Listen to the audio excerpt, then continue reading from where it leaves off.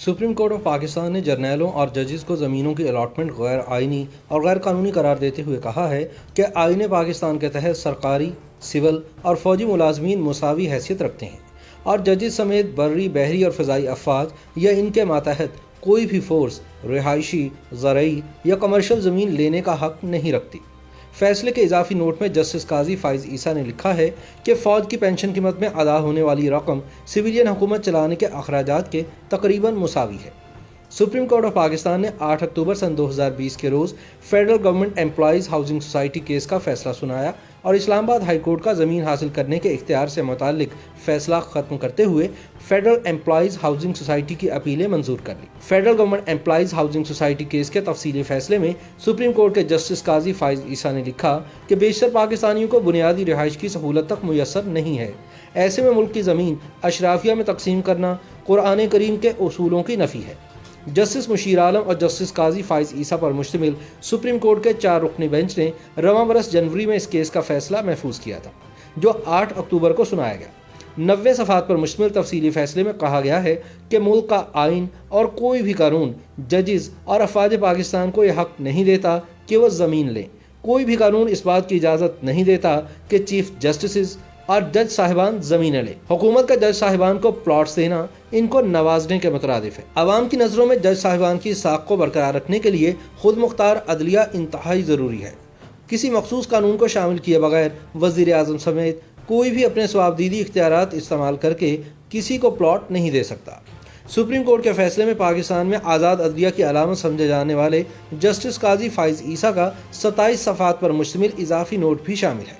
Justice ईसा ने अपने note में लिखा कि बर्री, बहरी और फ़ज़ाई अफवाज या इनके मातहत कोई भी फोर्स रिहायशी, ज़रई या कमर्शल ज़मीन लेने का हक़ नहीं रखती।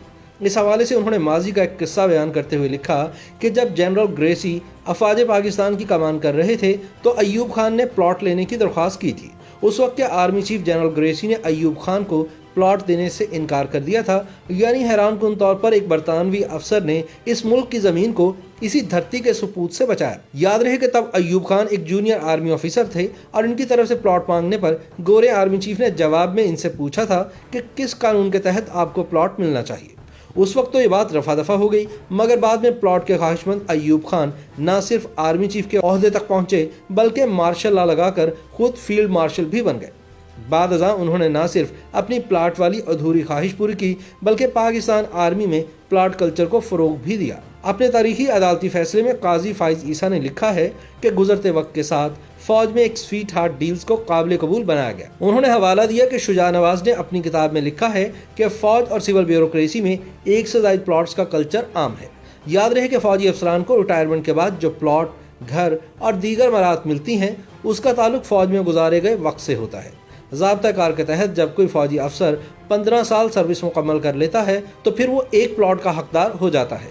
इस अरसे में ज़्यादातर अफसरान मेजर के रैंक तक पहुंच चुके होते हैं, यानी मेजर के ओहदे से ही फौज में मराहत मिलने का सिलसिला शुरू हो जाता है।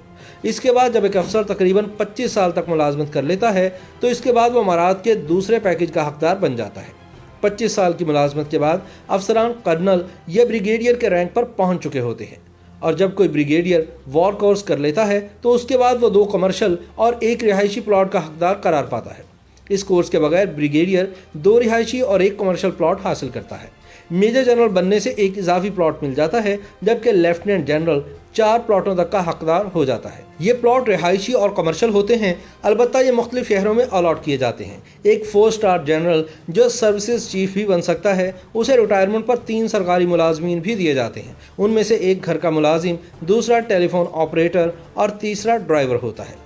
लेफ्टिनेंट जनरल अगर कोर कमांडर भी रहा हो तो फिर ऐसी सूरत में वो 3 साल तक इस ओहदे पर रहता है। इसके अलावा DHA के हर नए सेक्टर में वहाँ के कोर कमांडर को प्लॉट मिलता है। Federal government employees housing society case के तफसीली फैसले में जस्टिस ईसा ने लिखा कि ज़मीन के हसूल की 3 शराइत हैं। पहली शर्त, ज़मीन अवामी मकसद के लिए हासिल करना। दूसरी शर्त के मुताबिक ज़मीन के हसूल का कानून होना चाहिए।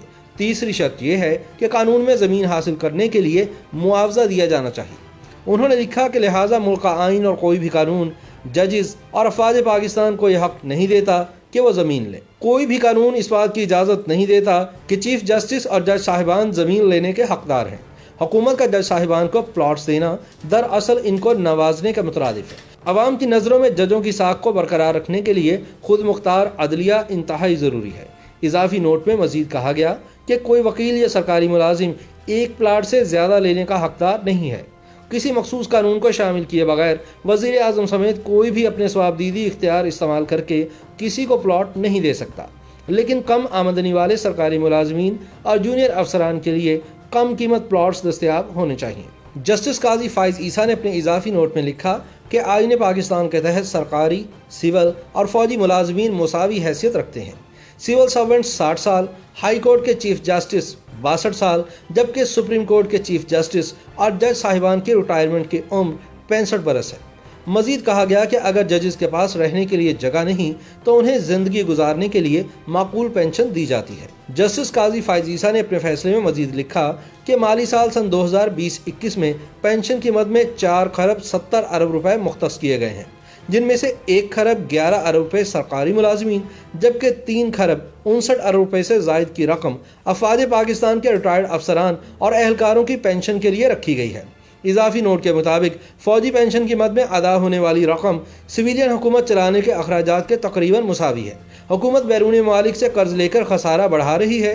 जस्टिस ईसा ने मजीद लिखा कि बेशतर पाकिस्तानियों को बुनियादी रिहाइश की सहूलत तक मुयस्सर नहीं है।